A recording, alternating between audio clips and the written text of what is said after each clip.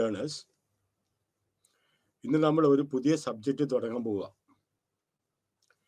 ആദ്യത്തെ 2 സബ്ജക്ട്സുകൾ micro economics part 1, രണ്ടാമത്തേത് part 2. ഇന്നിപ്പോ macro economics, principles of macro economics, അതിന്റെ ഇഷ്യൂസ് എന്താണ്, അതിന്റെ കൺസെപ്റ്റ് എന്താണ്. അപ്പോൾ നമുക്ക് എന്താണ് മാക്രോ ഇക്കണോമിക്സ്? മൈക്രോ ഇക്കണോമിക്സ് എടുത്തു കഴിഞ്ഞപ്പോൾ ഞാൻ പറഞ്ഞതാണ് ഇതിന്റെ തമ്മിലുള്ള വ്യത്യാസം. മൈക്രോ ഇക്കണോമിക്സ് എന്താണ്, മാക്രോ ഇക്കണോമിക്സ് എന്താണ്? അപ്പൊ അതിന്റെ ഡീറ്റെയിൽ ആയിട്ട് നമ്മൾ പോയാൽ നമുക്ക് സമയം കിട്ടില്ല. അപ്പൊ മൈക്രോ ഇക്കണോമിക്സിൽ 2 കാര്യങ്ങളാണ്. ഒന്ന്, ഒരു വ്യക്തിയുടെ പരമാവധി സംതൃപ്തി എങ്ങനെയാണ് അറ്റൈൻ ചെയ്യുന്നത്. നേരെ മറിച്ച് ഒരു പ്രൊഡ്യൂസറിനെ സംബന്ധിച്ചിടത്തോളം എന്തുമാത്രമാണ് അദ്ദേഹം മാക്സിമൈസേഷൻ, ലാഭം മാക്സിമൈസേഷൻ ചെയ്യുന്നത്. ഇതാണ് പ്രധാനമായിട്ട് നമ്മൾ മൈക്രോ എക്കണോമിക്സിൽ പഠിച്ചത്. അത് രണ്ടിനും ഒരു വ്യക്തിയുടെ പരമാവധി സംതൃപ്തി, ഒരു പ്രൊഡ്യൂസറിന്റെ പരമാവധി ലാഭം, മാക്സിമം പ്രൊഡക്ഷൻ. ഇവിടെ അതല്ല. മാക്രോ ഇക്കണോമിക്സ് എന്ന് പറഞ്ഞാൽ എക്കണോമിക്സിന്റെ വേറൊരു ബ്രാഞ്ചാണ്. അത് മൊത്തം ഇക്കോണമിയുടെ ബിഹേവിയർ പഠിപ്പിക്കുന്ന ഒരു സബ്ജക്റ്റ് ആണ് മാക്രോ ഇക്കണോമിക്സ്. അപ്പൊ എന്താണ് അതിന്റെ പ്രധാനമായിട്ടുള്ള ലക്ഷ്യം എന്താണ്, ഒബ്ജക്റ്റീവ് എന്താണ്? അഗ്രിഗേറ്റ് മീൻസ് മൊത്തം വേരിയബിൾസ്. ഏതൊക്കെയാണ് വേരിയബിൾസ്? നമുക്കറിയാം, നാഷണൽ ഇൻകം, നാഷണൽ കൺസംഷൻ, ദേശീയ ഉപഭോഗം, ദെൻ നാഷണൽ മൊത്തം, രാജ്യത്തിന്റെ മൊത്തമായിട്ടുള്ള മിച്ചം, സേവിങ്, അതുപോലെ രാജ്യത്തിന്റെ നിക്ഷേപം എന്തുമാത്രമുണ്ട്, എന്തുമാത്രം എക്സ്പോർട്ട് ചെയ്യുന്നുണ്ട്, എന്തുമാത്രം ഇമ്പോർട്ട് ചെയ്യുന്നുണ്ട്. അപ്പോൾ മൊത്തം, ഞാൻ വീണ്ടും പറയുന്നത്, വ്യക്തിഗത ഓരോ യൂണിറ്റ് അല്ല, നമ്മൾ we are studying economy as a whole. ഇനി why study macro economics? John Maynard Keynes, അദ്ദേഹത്തിന്റെ ഫുൾ നെയിമാണ് JM കെയ്ൻസ്. അദ്ദേഹമാണ്. ഇതിനു മുമ്പ് പല ആളുകളും ഇതിനെക്കുറിച്ച് ഒരു അറ്റംപ്റ്റ് നടത്തിയിട്ടുണ്ടെങ്കിലും ഇത് ആസ് എ സ്റ്റഡി ഏറ്റവും കൂടുതലായിട്ട് റെക്കഗ്നൈസ് ചെയ്ത് 1936 അദ്ദേഹത്തിന്റെ ബുക്കിന്റെ പേരാണ് general theory of interest, employment and money. JM means John Maynard Keynes. അപ്പോ ദ നീഡ് ഫോർ, എന്തുകൊണ്ടാണ് ഈ മാക്രോ ഇക്കണോമിക്സിന്റെ ഒരു ബ്രാഞ്ച് തന്നെ വേണമെന്ന് പറഞ്ഞത്? കാരണം ഒരു ഇൻഡിവിജ്വൽ, ഒരാളുടെ പ്രത്യേകത ഒരു ഗ്രൂപ്പിന് ഉണ്ടാകണമെന്നില്ല. ഒരു ഇൻഡിവിജ്വലിന്റെ പ്രത്യേകത ഒരു രാജ്യത്തിന് ഉണ്ടാകണമെന്നില്ല. ഒരു ഇൻഡിവിജ്വൽ കമ്പനിയുടെ പ്രത്യേകത മൊത്തം കമ്പനികൾക്ക് ഉണ്ടാകണമെന്നില്ല. അതേപോലെ തന്നെ saving is a private virtue but a social vice. This problem is termed as paradox of thrift. 3 ഉദാഹരണങ്ങളാണ് ഞാൻ പറയാൻ പോകുന്നത്. വേഗം പറയും, കാരണം ഇതെല്ലാം PPT എഴുതിക്കാൻ പറ്റുന്നില്ല. കാരണം ഒരാള് സിമെന്റ് ഉൽപ്പാദിപ്പിക്കുന്നത്, ആ സിമെന്റ് ഉൽപ്പാദിപ്പിക്കുന്ന ആൾക്ക് പെട്ടെന്ന് ആ ലൊക്കാലിറ്റിയിൽ അദ്ദേഹത്തിന് കൂടുതലായിട്ട് സിമെന്റിന് ആവശ്യം വന്നു. അദ്ദേഹം അടുത്തുള്ള അവൈലബിൾ ആയിട്ടുള്ള തൊഴിലാളികളെ വിളിച്ചുകൊണ്ട് ജോലി കൊടുക്കും. നിലവിലുള്ള കൂലി കൊടുത്ത് അവർക്ക് എല്ലാവർക്കും ജോലി കൊടുക്കും. They are happy. ആ ഒരു പ്രദേശത്ത് മാത്രമായത്, അല്ലെങ്കിൽ ആ ഒരു യൂണിറ്റിലായത് കാരണം അത് ഞാൻ പറഞ്ഞാൽ it is not going to make any large impact. കാരണം പെർഫെക്റ്റ് കോമ്പറ്റീഷൻ നമുക്കറിയാം. ഒരാളുടെ പ്രത്യേകത, ഒരാളുടെ തീരുമാനം മറ്റേ ആളുകൾ അത് കാര്യമായിട്ട് സ്വാധീനിക്കില്ല. പക്ഷെ നേരെ മറിച്ച് എല്ലാ വ്യവസായ സ്ഥാപനവും ഒരു ബൂം കണ്ടോ, അല്ലെങ്കിൽ പ്രത്യേകം നിക്ഷേപം വർദ്ധിപ്പിച്ചത് കൊണ്ടോ, അല്ലെങ്കിൽ ഭാവിയിൽ നിക്ഷേപം വരാൻ പോകുന്നത് കൊണ്ടോ ഒരു ബൂം വന്നിട്ടുണ്ടെങ്കിൽ എല്ലാ സിമെന്റ് ഉൽപ്പാദിപ്പിക്കുന്ന കമ്പനികളും കൂടുതലായിട്ട് തൊഴിലാളികളെ ഡിമാൻഡ് ചെയ്യും. അങ്ങനെ വരുമ്പോ തൊഴിലാളികൾക്ക് ഷോർട്ടേജ് വരും. തൊഴിലാളികൾ മീൻസ് ജനങ്ങളാണ്. പെട്ടെന്ന് വർദ്ധിപ്പിക്കാൻ സാധിക്കില്ല. അപ്പൊ അവരെന്ത് ചെയ്യും? there will be a limit for labor supply. അപ്പൊ സപ്ലൈ ഓഫ് ലേബർ കുറയുന്നത് കൊണ്ട് they can demand higher wages. രണ്ടാമത്തത്, ഒരാള് സേവിങ്, ഇവിടെ പറഞ്ഞിരിക്കുന്നത് saving is a private virtue but a social vice. ഒരാൾ സേവ് ചെയ്യുന്നുണ്ട്, കിട്ടുന്ന വരുമാനത്തിൽ നിന്ന് ഒരു കുറച്ച് എമൗണ്ട് മിച്ചം വെക്കുന്നതാണ്. ആ മിച്ചം വെക്കുന്ന പൈസ അദ്ദേഹം കൊണ്ട് ബാങ്കിലിടുമ്പോൾ അദ്ദേഹത്തിന് നേട്ടമുണ്ടാവും, അദ്ദേഹത്തിന് ഇൻട്രസ്റ്റ് കിട്ടും, അദ്ദേഹത്തിന്റെ വരുമാനത്തിന് ഗണ്യമായിട്ടുള്ള വർധനവ് വരും. പക്ഷെ വേറൊരു കാര്യമുണ്ട്, അദ്ദേഹത്തിന്റെ കൺസംഷൻ അതനുസരിച്ച് കുറയും. അപ്പൊ കൺസംഷൻ കുറയുമ്പോൾ അദ്ദേഹം മേടിച്ചിരുന്ന പല വസ്തുക്കളും ഇദ്ദേഹം മേടിക്കാതെ ഇരിക്കണം. അങ്ങനെ വരുമ്പോൾ മൊത്തം ആളുകൾ ഇതുപോലെ തന്നെ സേവ് ചെയ്യാൻ ഉദ്ദേശിച്ചിട്ടുണ്ടെങ്കിൽ, മനസ്സിലായോ, രാജ്യത്തിന്റെ വളർച്ചയുടെ തോത് കുറയും. കാരണം ഒന്നും ഡിമാൻഡ് ഇല്ല. ഡിമാൻഡ് കൂടുതൽ വന്നാൽ മാത്രമേ ഞാൻ ഉൽപാദന ഘടകങ്ങൾ ഞാൻ യഥാർത്ഥത്തിൽ വാടകയ്ക്ക് എടുക്കുകയും ഞാൻ ഉപയോഗിച്ച് കൂടുതൽ ഉൽപ്പാദിപ്പിക്കുകയും ചെയ്യും.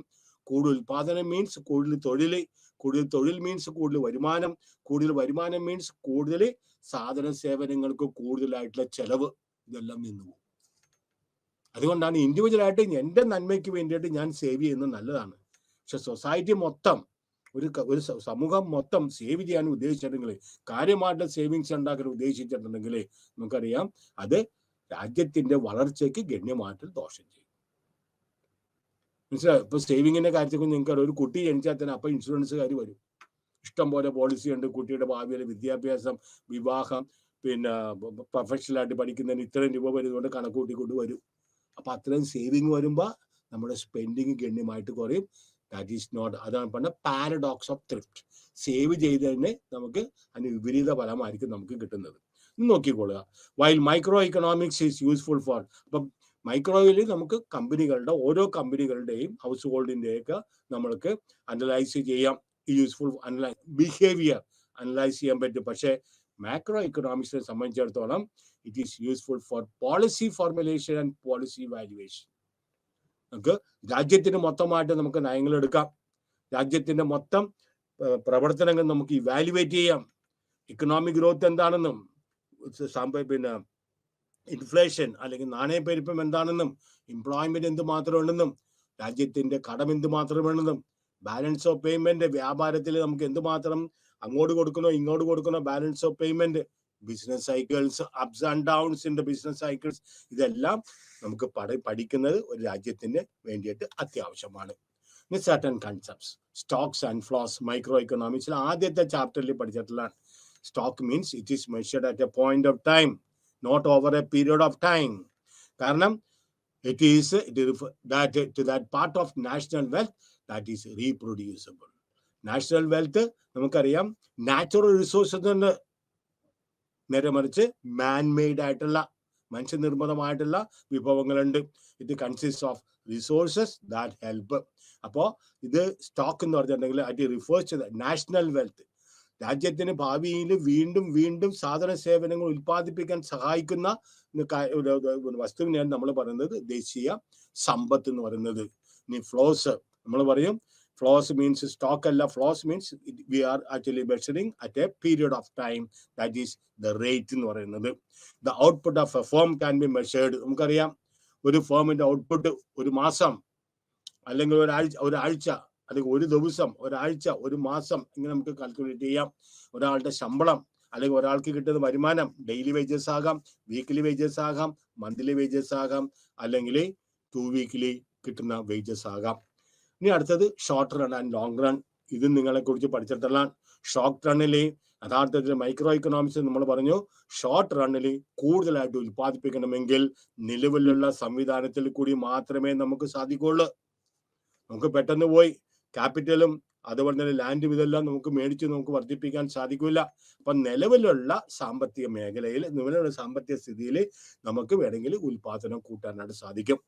കാരണം ഫിക്സ്ഡ് ഫാക്ടേഴ്സ് ഉണ്ട്, വേരിയബിൾ ഫാക്ടേഴ്സ് ഉണ്ട്. Fixed factors will remain what ever B the level of output that is in the short run.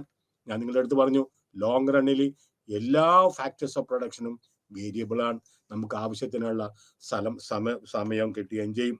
അപ്പൊ കെയ്ൻസ് പറയണേ there are certain variables. ഏതൊക്കെയാണ്? പ്രൈസ് ലെവലും അതുപോലെ തന്നെ വേജ് റേറ്റ്. ഇതൊന്നും ഫിക്സ്ഡ് അല്ല. മനസ്സിലായോ? ചില സമയത്ത് ഇപ്പൊ IT ഭൂമി ഇല്ലാത്ത കാരണം പല IT മേഖലയിൽ നിന്നും കുറെ ആളുകളെ പതുക്കെ ആയിട്ട് പറഞ്ഞു വിടുന്നുണ്ട്, ലേ ഓഫ് കൊടുക്കുന്നുണ്ട്, ശമ്പളം അവർക്ക് വർധനവ് കൊടുക്കുന്നില്ല. അപ്പൊ അതുപോലെ തന്നെ പ്രൈസ് ലെവൽ, അതുപോലെ തന്നെ ചില സമയത്ത് ഇൻഫ്ലേഷൻ വരും, ഭയങ്കര ബൂമായിരിക്കും. ചില സമയത്ത് റിസഷൻ വരും, സാധന സേവനങ്ങളുടെ വില കുറവായിരിക്കും.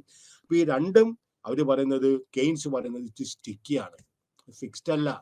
മനസ്സിലായോ? നമുക്കത് പെട്ടെന്ന് കയറി വഴുവഴുപ്പുള്ളതാണ്. നമുക്ക് പെട്ടെന്ന് കയറി പിടിച്ച് സ്ഥിരമായിട്ട് നിൽക്കാൻ സാധിക്കില്ല.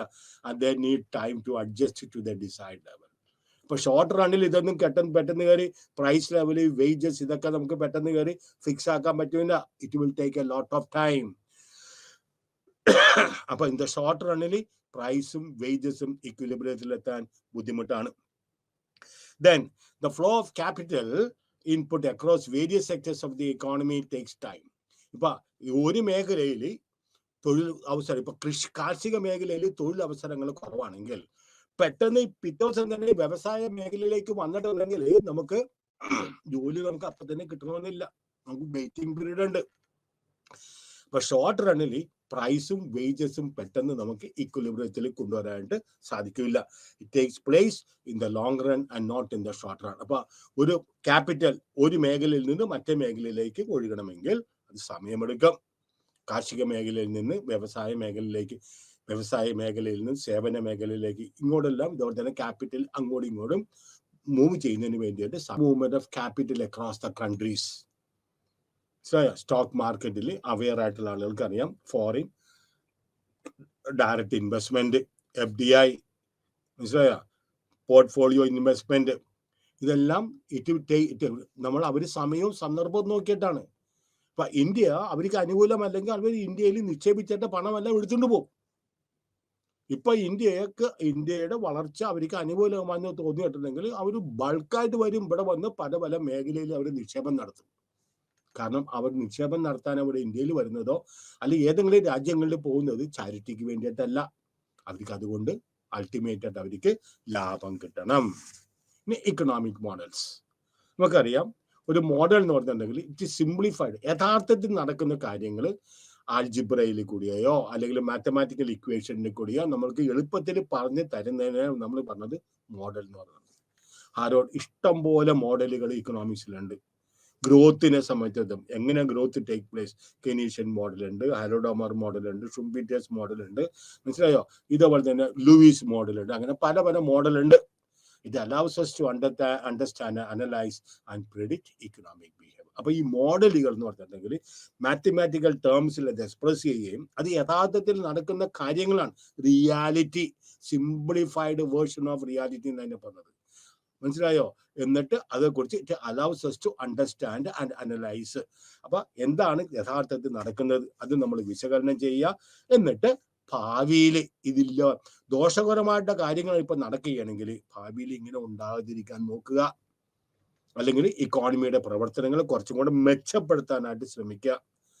അപ്പൊ economic model can be for a micro economic agent such as. അപ്പൊ ഒരു ഇക്കണോമിക് മോഡൽ വേണമെങ്കിൽ മൈക്രോ എക്കണോമിക് ഏജന്റ് ആയിട്ടുള്ള ഒരു ഫാം, ഒരു ഹൗസ് ഹോൾഡ്, നേരെ മറിച്ച് ഒരു മാക്രോ ഇക്കണോമിക്സിൽ ഇക്കണോമിക് മോഡൽ എന്ന് പറഞ്ഞിട്ടുണ്ടെങ്കിൽ it represents the behaviour of the economy as a whole. ഞാൻ വീണ്ടും പറയുന്ന കാര്യമാണ്, macro economics deals with the economy, മൊത്തം രാജ്യത്തിന്റെ സകലമായിട്ടുള്ള കാര്യങ്ങളെ കുറിച്ച് ഡീൽ ചെയ്യുന്നത്. നേരെ മറിച്ച് മൈക്രോ എക്കണോമിക്സിൽ ഒരു ഇൻഡിവിജ്വൽ ഫേം, ഒരു ഇൻഡിവിജ്വൽ യൂണിറ്റ്, ഇതൊക്കെയാണ് ഉദ്ദേശിക്കുന്നത്. അപ്പൊ മാക്രോ ഇക്കണോമിക് മോഡലിൽ നമ്മൾ റിലവൻ്റ് ആയിട്ടുള്ള മാക്രോ ഇക്കണോമിക് വേരിയബിൾസ് ഉണ്ട്. എന്തൊക്കെയാണ്? ഇൻകം, അതായത് national income, national output, national expenditure, national investment, saving, exports, imports and established relationship among them. എപ്പോഴാണ് നമ്മുടെ ഇമ്പോർട്ട് വർദ്ധിക്കുന്നത്? എപ്പോഴാണ് നമ്മുടെ എക്സ്പോർട്ട് വർദ്ധിക്കുന്നത്? എപ്പോഴാണ് നമ്മുടെ രാജ്യത്തിൽ വർധനവ്, വരുമാനത്തിൽ വർധനവ് ഉണ്ടാവുന്നത്? ജനങ്ങളുടെ സ്റ്റാൻഡേർഡ് ഓഫ് ലിവിങ് എപ്പോഴാണ് വർദ്ധിക്കുന്നത്? എങ്ങനെയാണ് എംപ്ലോയ്മെന്റ് ജനറേറ്റ് ചെയ്യുന്നത് രാജ്യത്തിൽ, വ്യക്തിക്കല്ല രാജ്യത്തിൽ? ഇതെല്ലാം നമ്മൾക്ക് പഠിക്കാൻ സഹായിക്കുന്നത് മാക്രോ എക്കണോമിക്സിന്റെ മോഡലുകൾ കൊണ്ടാണ്. പക്ഷെ ഇക്കണോമിക് മോഡലിൽ ചില അസംഷൻസ് ഉണ്ട്. നമുക്കറിയാം ഇക്കണോമിക്സിന് എപ്പോഴും അസംഷൻസ് ഉണ്ട്. അപ്പൊ ഏതൊക്കെയാണ്? അപ്പൊ ഈ അസംഷൻസ് നമുക്ക് we need minute ആയിട്ടുള്ള ഡീറ്റെയിൽസ് വേണം, and are ignored and essential elements are ignored. Though assumptions are required so that minute details are ignored and essential elements മാത്രമേ നമ്മൾ യഥാർത്ഥത്തിൽ ഈ മോഡലിൽ നമ്മൾ കൺസിഡർ ചെയ്യുന്നത്. അപ്പൊ ഉദാഹരണമായിട്ട് കെയ്നീഷ്യൻ മോഡലിന്റെ മാക്രോ എക്കണോമിക്സിന്റെ we consider aggregate variables, individual variable അല്ല. വീണ്ടും പറഞ്ഞു വരുന്നത് അത് തന്നെ. അഗ്രഗേറ്റ് മീൻസ് മൊത്തം, such as total consumption, total investment, government expenditure, net exports, ഇതെല്ലാമാണ് നമ്മൾ പറയുന്നത്. നെറ്റ് എക്സ്പോർട്സ് എന്ന് പറഞ്ഞാൽ എന്താണ്? രാജ്യത്തിന്റെ മൊത്തം എക്സ്പോർട്സ് മൈനസ് ഇമ്പോർട്ട്സ്. അത് പോസിറ്റീവ് ആകാം, എക്സ്പോർട്സ് കൂടുതലാണെങ്കിൽ പിന്നെ പോസിറ്റീവ് ആകാം, ബാലൻസ്ഡ് മീൻസ് എക്സ്പോർട്ടും ഇമ്പോർട്ടും തുല്യതയാണെങ്കിൽ ബാലൻസ്ഡ് ആകാം, അല്ലെങ്കിൽ ഡെഫിസിറ്റ് ആകാം. എപ്പോഴാണ് ഇമ്പോർട്ടുകൾ കൂടുതലും മറ്റു രാജ്യത്ത് നമ്മൾ കൂടുതൽ ഇറക്കുമതി ചെയ്യുകയും കുറവ് മാത്രമേ കയറ്റി കഴിക്കുകയും ചെയ്തിട്ടുണ്ടെങ്കിൽ അത് നെഗറ്റീവ് ആകാം, അല്ലെങ്കിൽ ഡെഫിസിറ്റ് ആകുകയും ചെയ്യാം. അതിനെ പറഞ്ഞാൽ net exports means exports minus imports which can be positive, balanced or negative. Then assumptions are ignored. Keynesian model. We determine the equilibrium level of output for the economy as a whole. Okay. Now the growth rate. അത് നിങ്ങളുടെ ബുക്കിനകത്ത് പിന്നെ ഞാൻ മറന്നു പോകുന്നതിന് മുമ്പായിട്ട് പറയുന്നതാണ്, സൗകര്യമുള്ളവർ ഇപ്പം നിങ്ങളുടെ വീട്ടിലല്ല എങ്കിൽ നിങ്ങളുടെ ഓഫീസ് സ്ഥലങ്ങളിലാണെങ്കിൽ ഇനി അടുത്തതിനകത്ത് നാഷണലിലേക്ക് ഇഷ്ടം പോലെ ഈക്വേഷൻസാണ് വരുന്നത്. എനിക്ക് ആ ഈക്വേഷൻസ് എനിക്ക് അതിനകത്ത് കിടക്കുന്ന എനിക്ക് നിങ്ങൾക്ക് പറഞ്ഞു തരാനേ പറ്റുള്ളൂ. അത് ഓരോ ഇക്വേഷൻസ് എക്സ്പ്ലെയിൻ ചെയ്തിട്ടുണ്ടെങ്കിൽ ഒരു 50 ക്ലാസ് എങ്കിലും വേണം.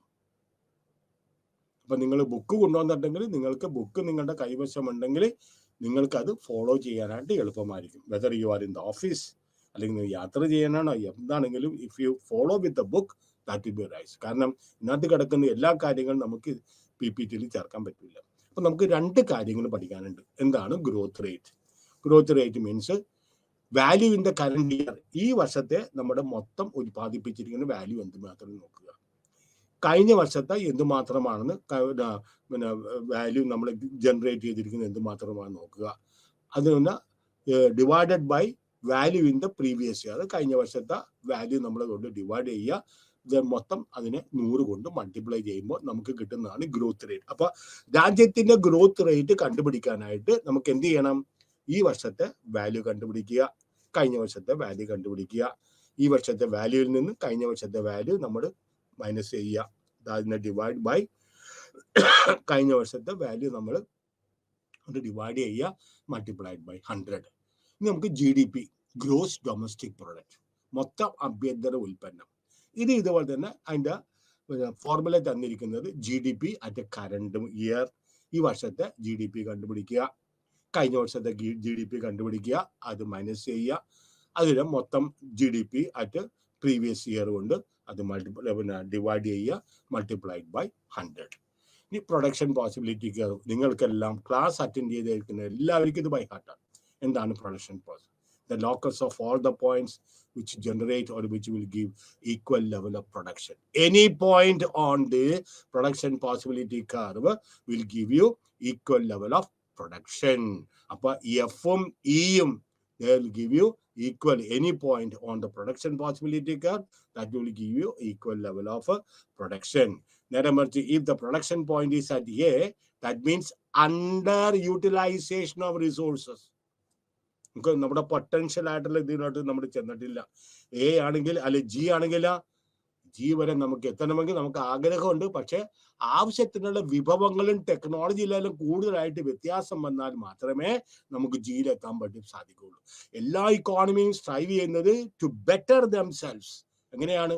Technology better newer and better technologies, technical know how, skill, ഇതെല്ലാം ഉപയോഗിച്ചുകൊണ്ട് രാജ്യത്തിന് അതുപോലെ തന്നെ മാൻമെയ്ഡ് ആൻഡ് റിസോഴ്സസ് ഗണ്യമായിട്ട് വർദ്ധിക്കുക, ഇൻവെൻഷൻ, ഇന്നോവേഷൻസ്, ഇതെല്ലാം കൊണ്ടും development of transport and communication, that is very important for an economy to grow. ഇന്ന് അമേരിക്കക്കാർ ഉറങ്ങുമ്പോൾ ഇന്ത്യക്കാർ എഴുന്നേൽക്കുന്നുണ്ട്. അപ്പോ അമേരിക്കയുടെ എല്ലാ പണി ഇന്ത്യക്കാർ ചെയ്തു കൊടുക്കണേ. മനസ്സിലായോ? ഇന്ത്യക്കാര് ഉറങ്ങാൻ പോകുമ്പോൾ അമേരിക്കക്കാർക്ക് അമേരിക്കക്കാർ ഇത് കാലാവസ്ഥയുടെ അല്ലെങ്കിൽ ടൈമിങ്ങിന്റെ പ്രത്യേകതയാണ്.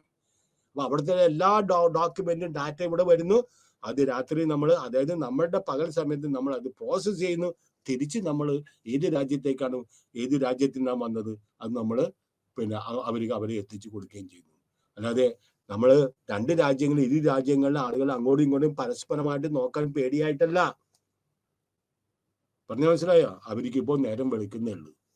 നമുക്കിവിടെ ഇപ്പോൾ നേരം പിന്നെ സന്ധ്യ ആകാൻ പോവുകയാണ്, അല്ലെങ്കിൽ it is already in the late evening.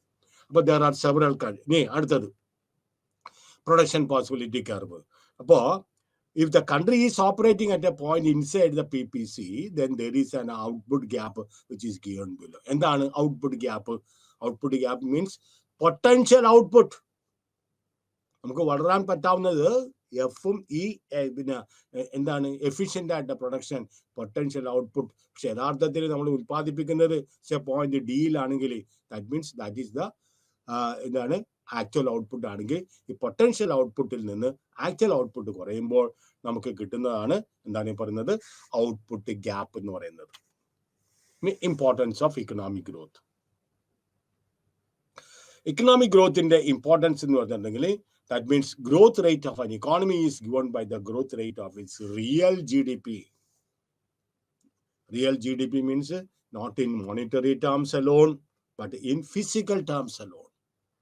എന്തുമാത്രം സാധന സേവനങ്ങൾ ഉൽപ്പാദിപ്പിക്കാൻ സാധിക്കുന്നുണ്ടോ GDP? മനസ്സിലായോ? മോണിറ്ററി ടേംസിൽ GDP വളരാം. ഇല്ലീഗൽ ആക്ടിവിറ്റീസ് കൊണ്ട് രാജ്യത്തിൽ GDP വർദ്ധിക്കാം. കള്ളച്ചാരായം പാറ്റിയോ അല്ലെങ്കിൽ കഞ്ചാവ് പിന്നെ വളർത്തി വിറ്റോ വരുമാനം ഉണ്ടാകും, GDP വളരും. മനസ്സിലായോ? അപ്പൊ യഥാർത്ഥത്തിലുള്ള GDP, the growth rate of an economy is given by the growth rate of its real യഥാർത്ഥത്തിലുള്ള GDP. അപ്പൊ maximization of growth rate is one of the, നമുക്കറിയാം എല്ലാ രാജ്യങ്ങളുടെയും പ്രധാനപ്പെട്ട ലക്ഷ്യം GDP വർദ്ധിപ്പിക്കുക എന്നാണ്, മാക്സിമൈസേഷൻ. അപ്പൊ ഇക്കണോമിക് ഗ്രോത്ത് വളരെ ഇമ്പോർട്ടൻ്റ് ആണ്, because it leads to income of the people. ഒരു രാജ്യത്തിൽ വളർച്ചയുണ്ടെങ്കിൽ ജനങ്ങളുടെ വരുമാനത്തിൽ വർധന ഉണ്ടാവും. അങ്ങനെ വരുമ്പോൾ കൂടുതൽ കൺസംഷൻ ഉണ്ടാവും, കുറെ ആളുകൾ കൂടുതൽ സേവ് ചെയ്യും. രണ്ടാമത് there is increase in the tax revenue of the government. ജനങ്ങൾക്ക് വരുമാനം ഉണ്ടായാലേ ജനങ്ങളെ ടാക്സ് ചെയ്യാൻ പറ്റുള്ളൂ. You cannot starve a goose and expect it to lay golden eggs. ഒരു താറാവിനെ പട്ടിണി ഇട്ടുകൊണ്ട് അതിനടുത്ത് എല്ലാ ദിവസവും ഗോൾഡൻ എഗ്സ് ഇടാൻ പറയും. താറാവിന് നമ്മൾ ചാപ്പാട് കൊടുക്കണം, നല്ല ചാപ്പാട് കൊടുക്കണം. അപ്പൊ ഇക്കണോമിക് ഗ്രോത്ത് എന്താണ്? സെക്കൻഡ്, രാജ്യത്തെ സംബന്ധിച്ചിടത്തോളം ടാക്സ് റവന്യൂ. പല ഡെവലപ്ഡ് രാജ്യങ്ങളിൽ ടാക്സ് റവന്യൂ വളരെ കൂടുതലാണ്. ഇന്ത്യ പോലത്തെ രാജ്യങ്ങളിൽ ടാക്സ് റവന്യൂ വളരെയധികം. they cannot expect more from the tax. കാരണം എന്താണ്? There are a lot of people who are still living below the poverty line. ഇപ്പൊ നമുക്ക് ടാക്സേഷനിൽ കുറെ എക്സംഷൻസ് ഒക്കെ കൊടുക്കുന്നുണ്ട്. ഇപ്പൊ ആരോ പറയുന്നത് ഈ വർഷം തൊട്ട് 5 ലക്ഷം രൂപ വരെ ആൾക്ക് കിട്ടുന്ന വരുമാനമുള്ളവർ ഒരു ടാക്സും കൊടുക്കണ്ട. പ്രത്യക്ഷ നീതി കൊടുക്കണ്ട, പരോക്ഷ നീതി കൊടുക്കണം. ഇപ്പൊ GST ഉള്ള കാരണം എന്ത് സാധനം മേടിച്ചിട്ടുണ്ടെങ്കിലും ബില്ല് നോക്കിയാൽ നിങ്ങൾക്ക് മനസ്സിലാവും ഇത്ര എമൗണ്ട് നിങ്ങൾ GST നിങ്ങൾ കൊടുക്കേണ്ടി വരും. അപ്പോ സെക്കൻഡ് എന്ന് പറഞ്ഞിട്ടുണ്ടെങ്കിൽ എന്താണ്? Increase in tax revenue to the government. കാരണം എന്താണ്? ഹയർ ഇൻകം വരുമ്പോഴും ഹയർ ഔട്ട്പുട്ട് വരുമ്പോഴും കോർപ്പറേറ്റുകൾ ടാക്സ് കൊടുക്കും, ഇൻഡിവിജ്വൽസിന് ടാക്സ് കൊടുക്കും. Then increase in GDP leads to a fall in unemployment എന്ന് പറഞ്ഞു. GDP വർദ്ധിച്ചിട്ടുണ്ടെങ്കിൽ ഉൽപ്പാദിപ്പിക്കുന്ന സാധന സേവനങ്ങൾ ജനങ്ങൾ മേടിക്കുമ്പോൾ ഓൺട്രപ്രണേഴ്സ് അവരെന്താണ് ചെയ്യുന്നത്? they will be encouraged to invest more. പല മേഖലയിലും അവർ കൂടുതലായിട്ട് നിക്ഷേപം നടത്തും. ജനങ്ങളുടെ തൊഴിലവസരങ്ങൾ ഗണ്യമായിട്ട് വർദ്ധിക്കും. And more workers get employment. നിലവിലുള്ള ആളുകൾക്ക് നല്ല കുറച്ചും കൂടെ ബെറ്റർ ആയിട്ട് ജോലി കിട്ടും. ഇതേപോലെ ജോലി കിട്ടാത്ത ആളുകൾക്കും they also will be able to enter into the labor market. നാലാമത്തേത് ഗവൺമെന്റ് എക്സ്പെൻഡിച്ചർ. കൂടുതൽ ഗവൺമെന്റ് ചെലവാക്കുമ്പോൾ എന്ത് ചെയ്യും? പബ്ലിക് സർവീസസിൽ economic growth indicates services. Economic growth indicates increase in GDP. Economic development is a much broader. അപ്പോ fourth, increased government expenditure leads to increase in public services, health, education. ഇതിനകത്ത് നല്ല റോഡുകൾ, ഗതാഗതം, ഇൻഫ്രാസ്ട്രക്ചർ ഇതെല്ലാം ഗണ്യമായിട്ട് വർധനവ് ഉണ്ടാവുകയും ചെയ്യും. ഇനി വാട്ട് ഇസ് ദ, എപ്പോഴും ചിലപ്പോൾ നിങ്ങൾക്ക് ചോദിക്കും ഒരു short note, what is the difference between economic growth and economic development? നമ്മൾ പറഞ്ഞു economic growth indicates GDP. Gross in domestic product വന്നിട്ടുണ്ടെങ്കിൽ ഇക്കണോമിക് ഗ്രോത്ത് ഉണ്ടായി. പക്ഷെ ആ ഇക്കണോമിക് ഗ്രോത്ത് എങ്ങനെ ഉണ്ടായെന്ന് നമ്മൾ ശ്രദ്ധിക്കണം. ഞാൻ പറഞ്ഞ പോലെ ഇല്ലീഗൽ ആക്ടിവിറ്റീസിൽ കൂടി വരുമാനം ഉണ്ടായിട്ടുണ്ടെങ്കിൽ nobody is going to reveal. Anyway രാജ്യത്തിന് വളർച്ചയുണ്ടാവും, പക്ഷേ അത് ഇക്കണോമിക് ഗ്രോത്ത് മാത്രമാണ്. നമുക്ക് what we require is economic development. Economic development means economic growth ഒരു വശത്ത് വേണം, plus improvement in basic facilities. ഏതൊക്കെയാണ്? Health, education, electricity, drinking water, ദാരിദ്ര്യമില്ലായ്മ, ഇതെല്ലാം ഉണ്ടെങ്കിൽ മാത്രമേ improvement in the standard of living of the people. അപ്പോൾ economic development means economic growth ഉണ്ടാകണം, പ്ലസ് അതിനോടുകൂടി ജനങ്ങളുടെ ജീവിത സൗകര്യങ്ങൾ വർദ്ധിക്കുകയും വേണം. ഇതെല്ലാം ഇക്കണോമിക് ഗ്രോത്ത് ഇല്ലാതെ ഇത് സാധിക്കുകയുമില്ല. മനസ്സിലായോ? കൂടുതൽ ജനങ്ങൾക്ക് ജീവിത സൗകര്യങ്ങൾ എത്തിച്ചു കൊടുക്കുന്നതിന് വേണ്ടിയിട്ട് ജനങ്ങൾക്ക് ഗവൺമെന്റിന് വരുമാനം വേണം. അപ്പൊ അതിന് ഗവൺമെന്റ് വരുമാനം വേണമെങ്കിൽ രാജ്യത്തിന്റെ GDP ഗണ്യമായിട്ട് വർദ്ധിക്കുകയും വേണം. ഇനി ഇൻഫ്ലേഷൻ ആൻഡ് അൺഎംപ്ലോയ്മെന്റ്. നമുക്കറിയാം ഇന്നിപ്പോ ഇൻഫ്ലേഷൻ, ഇത്രയും നാള് ഇൻഫ്ലേഷൻ ആയിരുന്നു. ഇപ്പൊ US എക്കോണമി, ഇന്നലെ സ്റ്റോക്ക് മാർക്കറ്റൊക്കെ ഭയങ്കരമായിട്ട് ഇടിഞ്ഞു പോയി. കാര്യം എന്താണെന്ന് തന്നെ അവിടുത്തെ ഫെഡ് ചെയർമാന്റെ ഒരു പ്രസംഗം, അയാൾ ഈ പുതുവർഷത്തിൽ ഒരു പ്രസംഗം കൊടുക്കാൻ വേണ്ടി രാജ്യത്തിന്റെ ഗ്ലോബൽ ഔട്ട്ലുക്ക് എന്താണെന്നുള്ളത്. Now they are facing recession. Recession means, inflation means പീക്കിൽ നിൽക്കുന്നതാണ്. നാണയപ്പെരുപ്പത്തിന്റെ പീക്കിൽ നിൽക്കുന്ന സമയമാണ്. സാധന സേവനങ്ങളുടെ വില ഗണ്യമായിട്ട് വർദ്ധിക്കുന്ന സമയമാണ്. പണത്തിന്റെ മൂല്യത്തിന് യാതൊരു വിലയില്ല.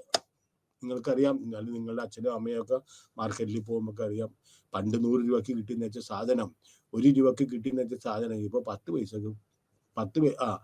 പൈസക്ക് കിട്ടിയിരിക്കുന്ന സാധനം ഇപ്പൊ 2 രൂപ കൊടുക്കണം. അത്രയും നാണയപ്പെരുപ്പം ഉണ്ടായിരിക്കുന്നു. മനസ്സിലായോ? മുമ്പ് പോകുമ്പോൾ 100 രൂപ ഇങ്ങോട്ട് പോട്ടെങ്കിൽ ഒരു 1000 കൊണ്ട് വരും. ഈ നേരത്തെ മേടിച്ചെന്ന് പറഞ്ഞാൽ അത്രയും സാധനം ഇതില്ല. അപ്പൊ 4 ഫേസ് ഉണ്ട് ഈ ബിസിനസ് സൈക്കിളിന്. 4 ഫേസ് ഉണ്ട്. അതിന് പറഞ്ഞത് എന്താണ്? General price level, unemployment. ഞാൻ പറഞ്ഞുതരാം. ഇൻഫ്ലേഷൻ ആദ്യം തന്നെ എടുക്കുക. Inflation is defined as a persistent rise in the general price level. Business cycles അടുത്ത സെക്ഷനാണ്, അടുത്ത പോയിന്റാണ്. അപ്പൊ പറഞ്ഞുതരാം. അപ്പൊ ഇൻഫ്ലേഷൻ മീൻസ് ഒറ്റ ദിവസം പെട്ടെന്ന് ഒരു ടൂറിസ്റ്റ് ബസ് ഒരു സാധാ കടയുടെ മുമ്പിൽ ചെന്ന് നിന്നിട്ട് അവർ കൊക്കക്കോളക്ക് മറ്റേതൊക്കെ അമിതമായിട്ട് ചാർജ് ചെയ്യുമ്പോൾ ഇവിടെ ഭയങ്കര ഇൻഫ്ലേഷനാന്ന് പറഞ്ഞിട്ട് കാര്യമൊന്നുമില്ല. പെർസിസ്റ്റന്റ് റൈസ്, സ്ഥിരമായിട്ട് സാധന സേവനങ്ങളുടെ വില വർദ്ധിക്കുമ്പോഴാണ് അതിന് ഇൻഫ്ലേഷൻ എന്ന് പറയുന്നത്. And rise in general price level. Inflation ഒരു macro economic phenomenon and it is not concern with rise in the price of money. ഇപ്പൊ ഞാൻ പറഞ്ഞില്ലേ, മീറ്റിന്റെ മാത്രം, അല്ലെങ്കിൽ വെജിറ്റബിൾ ഷോപ്പിൽ ചെല്ലുമ്പോൾ സവാളക്ക് ചിലപ്പോൾ 50 രൂപ, അല്ലെങ്കിൽ ചെറിയ ഉള്ളിക്ക് ചിലപ്പോൾ 100 രൂപ, ബാക്കിയൊക്കത്തിനും വില കുറവാണ്. ഇവിടെ എന്തൊരു ഇൻഫ്ലേഷൻ ആണെന്നുകൊണ്ട് അവിടെ കൊണ്ടരുത്, ഇവിടെ എന്തൊരു വിലക്കയറ്റം ആണെന്നുണ്ടെന്ന് കൊണ്ടരുത്. അപ്പൊ ഏതെങ്കിലും ഒരു കമോഡിറ്റിക്ക് ഇച്ചിരി വില കൂടിയെന്ന് വെച്ചാൽ ഇൻഫ്ലേഷൻ എന്ന് പറയരുത്. Persistent rise in the prices of all the commodities. അത് ഒരു ദിവസമല്ല, 2 ദിവസമല്ല, മേ ബി ഫോർ 1 quarter അല്ലെങ്കിൽ ഫോർ 2 quarters പെർസിസ്റ്റന്റ് ആയിട്ട് സാധന സേവനങ്ങളുടെ വില വർദ്ധിക്കുകയാണെങ്കിൽ അവിടെ നമുക്ക് വേണമെങ്കിൽ ഇൻഫ്ലേഷനോ അല്ലെങ്കിൽ കുറയുകയാണെങ്കിൽ ഡിഫ്ലേഷനോ എന്ന് പറയാൻ സാധിക്കും. അപ്പൊ when there is inflation, the purchasing power of the people declines. Purchasing power means അവർക്ക് സാധന സേവനങ്ങൾ മേടിക്കാനായിട്ടുള്ള കഴിവ് അവർക്ക് കുറയും. കാരണം പണത്തിന്റെ മൂല്യം ഗണ്യമായിട്ട് ഇതാണ്. അപ്പോൾ സൊസൈറ്റിയിൽ പല ആളുകളെയും ഇൻഫ്ലേഷൻ പല രീതിയിൽ കൂടിയാണ് അത് അഫക്റ്റ് ചെയ്യുന്നത്. എങ്ങനെയാണ് അഫക്റ്റ് ചെയ്യുന്നത്? പല രീതിയിൽ കൂടി അഫക്റ്റ് ചെയ്യാന്ന് പറഞ്ഞിട്ടുണ്ടെങ്കിൽ മനസ്സിലായോ? ഒന്നില്ല, ലെറ്റസ് ടേക്ക് ഫിക്സഡ് ഇൻകം. അവർക്ക് കഴിഞ്ഞ മാസം കിട്ടിയ പോലെ, കഴിഞ്ഞ വർഷം കിട്ടിയ പോലെ ഈ വർഷവും വരുമാനം കിട്ടും. അപ്പൊ അവരുടെ ജീവിതം കട്ടപ്പോകാം. They are actually struggling. Middle class family, upper middle class family, മനസ്സിലായോ? അപ്പർ മിഡിൽ ക്ലാസ് ഇവർക്കൊക്കെ വലിയ ബുദ്ധിമുട്ടാണ്. താഴേക്കുള്ളവർക്ക് പ്രശ്നമില്ല. അവർക്ക് ബുദ്ധിമുട്ടാണെങ്കിൽ ഗവൺമെന്റ് സബ്സിഡി കൊടുക്കും, ഫ്രീ റേഷൻ കൊടുക്കും. ഇതില്ല. ഈ മിഡിൽ ക്ലാസ് ഫാമിലിക്ക് ഒരു പ്രശ്നമില്ല. റിച്ച് ക്ലാസ്സിന് യാതൊരു വിധത്തിലുള്ള പ്രശ്നമില്ല. ഏറ്റവും കൂടുതൽ ഇതുപോലെ തന്നെ വില സംവിധാനത്തിന് വ്യത്യാസങ്ങൾ വരുമ്പോൾ ഏറ്റവും കൂടുതലായിട്ട് സഹിക്കുന്നത് ഈ മിഡിൽ ക്ലാസ് ഫാമിലീസ്. അപ്പൊ എന്താണ്? പിന്നെ ബിസിനസ്സുകാരുണ്ട്, അവർ they will thrive. കാരണം എന്താണ്? അവർക്ക് കിട്ടുന്ന സാധന സേവനങ്ങളുടെ വില ഓരോ ദിവസവും ഗുമാന്ന് പറഞ്ഞിട്ട് കയറി പോവുക. അപ്പൊ അവർക്ക് ഭയങ്കരമായിട്ട് ലാഭം കിട്ടും. കാശ് കടം കൊടുത്തിരിക്കുന്നവര് 10 വർഷത്തിന് മുമ്പ് കാശ് കടം കൊടുത്തിട്ട് ഇപ്പൊ കൊണ്ടുവന്ന് പിന്നെ തിരിച്ചു തരുന്നു. 10 വർഷത്തിന് ഇത്ര മൂല്യം ഉണ്ടായുള്ളൂ. കാശ് കടം കൊടുത്തിരിക്കുന്നവർക്കൊക്കെ നഷ്ടമായിട്ട് വരും. കാരണം ഇപ്പൊ കൊടുക്കുമ്പോൾ അതിന് യാതൊരു വില ഉണ്ടാവില്ല. അതുകൊണ്ടാണ് ഹൗസിംഗ് ലോണൊക്കെ ലോങ് ടേമിൽ എടുക്കുമ്പോൾ നിങ്ങൾ ആർക്കും ഒരു 10 ലക്ഷം ലോൺ എടുക്കുന്നതാണ്. You are giving back after only 20 years. 20 വർഷത്തിന് ശേഷം അന്നത്തെ 10 ലക്ഷം രൂപ ഇന്നത്തെ 10 ലക്ഷം രൂപയുടെ മൂല്യത്തിന് കാര്യമായിട്ട് വ്യത്യാസമുണ്ട്. അതുകൊണ്ടാണ് അവർ സാധാരണഗതിയിൽ ഇൻട്രസ്റ്റ് റേറ്റ് സാധാരണ റേറ്റിനെക്കാട്ടും കൂടുതൽ മേടിക്കുന്നതിന്റെ കാര്യം അതാണ്. അപ്പൊ unemployment is another social evil.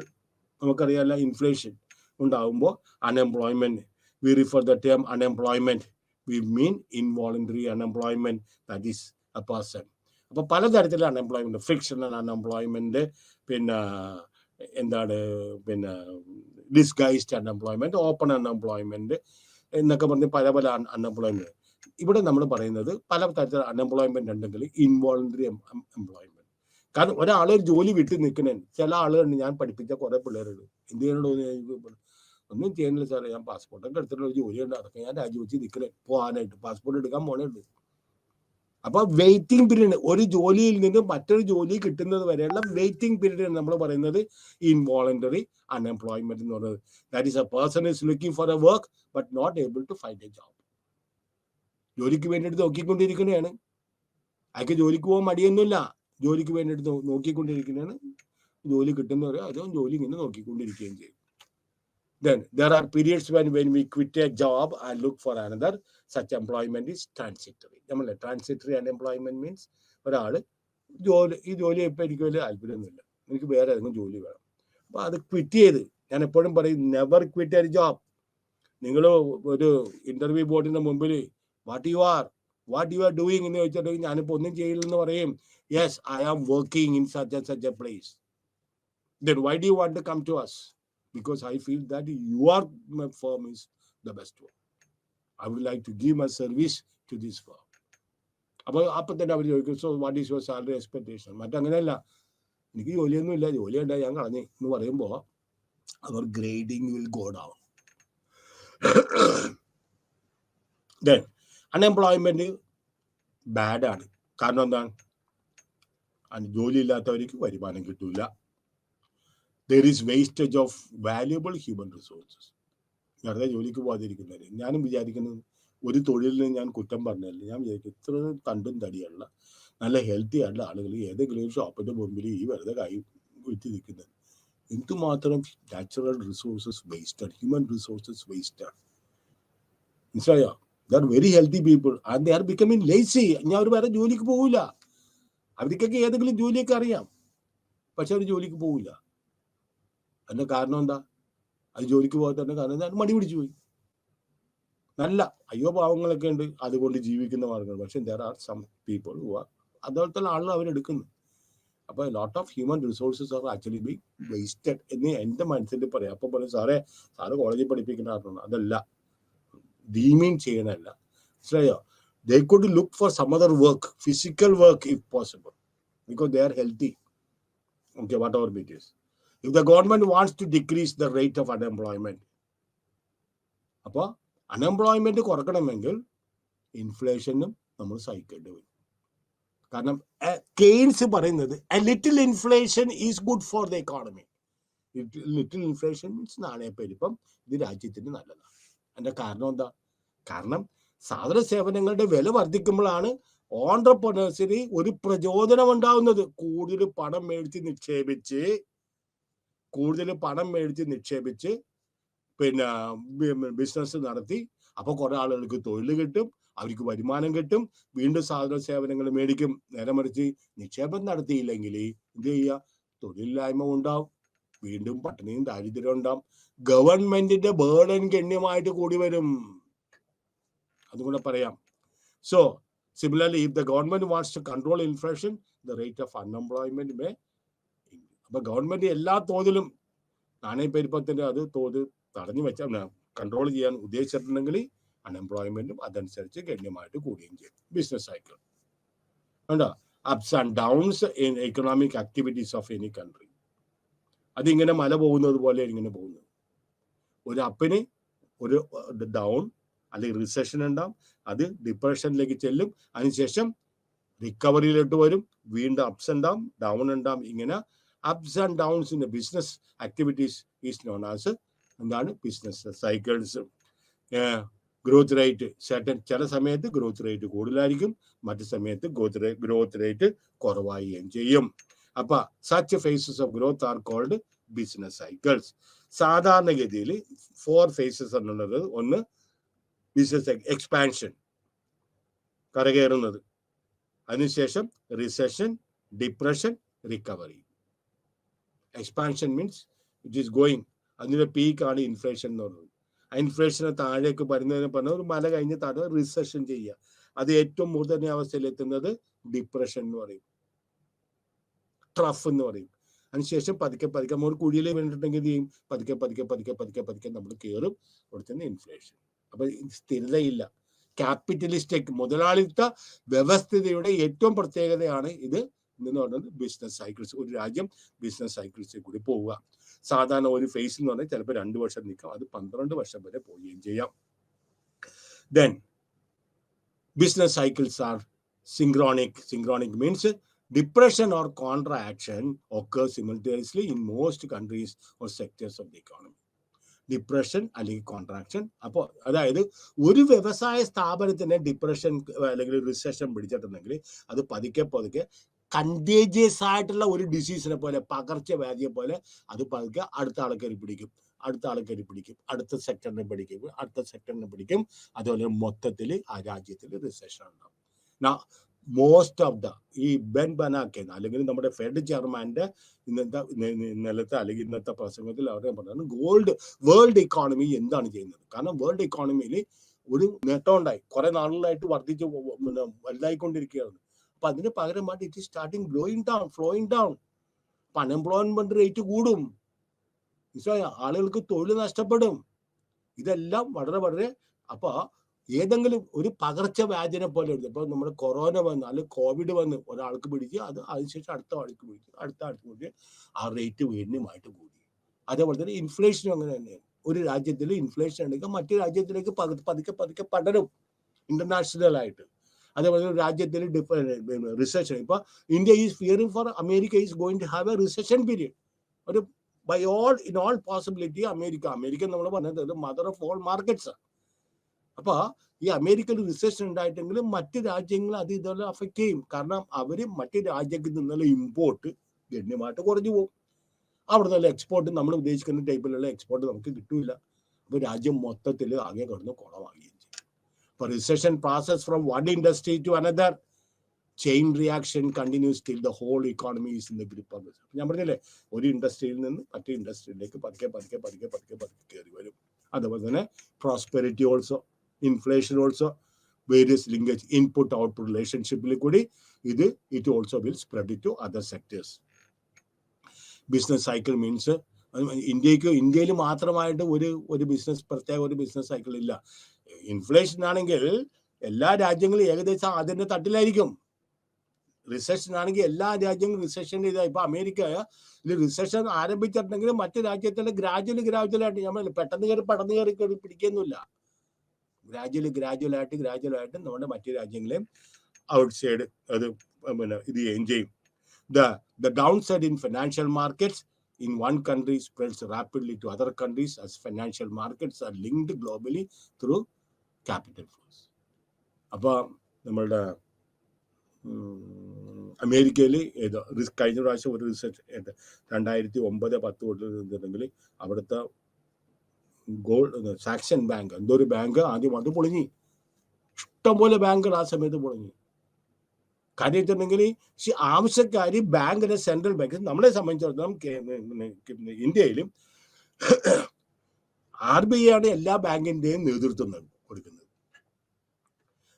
RBIയുടെ പിന്നെ ബോണ്ടുകളും ഇതുപോലത്തെ എല്ലാം കടപ്പത്രങ്ങളും ഇങ്ങനത്തെ സാധനങ്ങളൊക്കെ ഈ കൊമേഴ്ഷ്യൽ ബാങ്കുകളുടെ അടുത്ത് ഇരിപ്പുണ്ട്.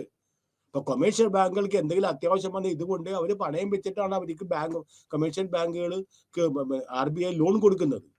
അപ്പൊ ഒരു സമയത്ത് എല്ലാവരും ആവശ്യക്കാരാണ്, കൊടുക്കുന്ന ആൾ ഒന്ന് മാത്രമേ ഉള്ളൂ. അപ്പൊ എല്ലാവരും സാറ്റിസ്ഫൈ ചെയ്യാൻ പറ്റിയില്ല. അങ്ങനെ ദ ഗ്രേറ്റ് ഡിപ്രഷൻ 1929-34 ലോകത്തിലുണ്ടായ ഏറ്റവും വലിയ ഡിപ്രഷൻ ആ സമയത്താണ് ഉണ്ടത്. അതിന്റെ കാരണം ഇക്കോണമിയിൽ പണമില്ലാഞ്ഞിട്ടെന്നല്ല, മനസ്സിലായോ? നിങ്ങൾ ഉദ്ദേശിക്കുന്ന ബാങ്ക് ഇഷ്ടംപോലെ ആളുകൾക്ക് ലോൺ കൊടുത്തിട്ടുണ്ട്, ഇഷ്ടംപോലെ ആളുകളുടെ ഡെപ്പോസിറ്റ് എടുത്തിട്ടുണ്ട്. ഡെപ്പോസിറ്റ് കാര്യം എന്താ പറയുക, എനിക്ക് നിങ്ങളുടെ ഇൻട്രസ്റ്റ് ഒന്നും വേണ്ട, എന്റെ പൈസ ഇങ്ങോട്ട് തന്നേക്കാൻ പറയും. ബാങ്ക് ലോൺ കൊടുത്തിരിക്കുന്ന ആളുടെ അടുത്ത് നിങ്ങളുടെ പൈസ ഇങ്ങോട്ട് തിരിച്ചു വന്നാൽ മറ്റവരൊക്കെ ചോദിക്കാൻ ഇവിടെ ചോദിച്ചു തുടങ്ങി ഞങ്ങൾക്ക് രക്ഷയില്ലെന്ന് പറയാൻ പറഞ്ഞാൽ ഞാൻ എടുത്തിരിക്കുന്നത് 3 വർഷത്തേക്കാണ് ലോൺ, 3 വർഷം കഴിഞ്ഞ് തരാമെന്ന് പറയും. പക്ഷെ ഡെപ്പോസിറ്റ് ചെയ്യുന്ന ആളാ പറഞ്ഞത് എനിക്ക് നിങ്ങളുടെ 3 വർഷത്തെ ഇൻട്രസ്റ്റ് വേണ്ട, എനിക്ക് എന്റെ പണം ഇങ്ങോട്ട് തിരിച്ചു കിട്ടി. അപ്പൊ എല്ലാവരും ആവശ്യക്കാരാകുമ്പോഴാ ബാങ്കിന് ബുദ്ധിമുട്ടുണ്ടാവും, ബാങ്കിന്റെ എല്ലാവരും തൃപ്തിപ്പെടുത്താനായിട്ട് സാധിക്കുകയുമില്ല. ഇൻകം. ഇനി അടുത്തത് സെക്കൻഡ് മൊഡ്യൂളിലോട്ട് പോണേ കേട്ടോ, നാഷണൽ ഇൻകം അക്കൗണ്ടിങ്. ഇതൊരു ബുക്ക് കീപ്പിംഗ് സിസ്റ്റമാണ്. ഇത് എന്തിനാണ് ഉപയോഗിക്കുന്നത്? To measure the level of economic activity in a particular point of time. രാജ്യത്തിന്റെ സാമ്പത്തിക പ്രവർത്തനങ്ങൾ അളക്കുന്നതിന് വേണ്ടിയിട്ട് നമ്മൾ ഉപയോഗിക്കുന്നതാണ് നാഷണൽ ഇൻകം അക്കൗണ്ടിങ്. കാരണം എന്താണ്? To provides useful insight on the functioning of an economy and on the mediums channels of the generation of income and spending. അപ്പൊ എന്താണ് ഇറ്റ് പ്രൊവൈഡ്സ്? നാഷണൽ ഇൻകം അക്കൗണ്ടിൽ കൂടി നമുക്ക് പ്രധാനമായിട്ട് രണ്ടാമത്തെ sentence is very important. It gives insight on the functioning of എങ്ങനെയാണ് ഒരു രാജ്യം ഫങ്ഷൻ ചെയ്യുന്നത്, how goods and services are actually being produced, how income is being generated, and on the mediums and channels on income and spend, the generated income, how it is being spent. നമ്മൾ ദേശീയ വരുമാനം നമ്മൾ കണക്കാക്കുമ്പോൾ 3 method ഉണ്ടെന്നൊക്കെ പറഞ്ഞാൽ പിന്നീട് പറഞ്ഞുതരാം. അപ്പോൾ രാജ്യത്തിന്റെ സാമ്പത്തിക സ്ഥിതി എന്താണ് നമുക്ക് അളക്കണം അല്ലേ? അത് എങ്ങനെയാണ് ജനറേറ്റ് ചെയ്യുന്നത് അത് നമുക്ക് കണ്ടുപിടിക്കണം. ഈ ജനറേറ്റ് ചെയ്യുന്ന ഇൻകം ഏത് രീതിയിൽ കൂടി നമ്മൾ ചെലവാക്കുന്നത് അതും നമുക്ക് മനസ്സിലാക്കണം. അപ്പൊ സർക്കുലർ ഫ്ലോ ഓഫ് ഇൻകം, ഇതിനകത്ത് 2 സെക്ടർ മോഡൽ ഉണ്ട്, 3 സെക്ടർ മോഡൽ ഉണ്ട്, അതുപോലെ തന്നെ 4 സെക്ടർ മോഡൽ ഉണ്ട്. എല്ലാം ഒരേപോലെ ഇരിക്കും, ശ്രദ്ധിച്ചാൽ നല്ലത് കേട്ടോ.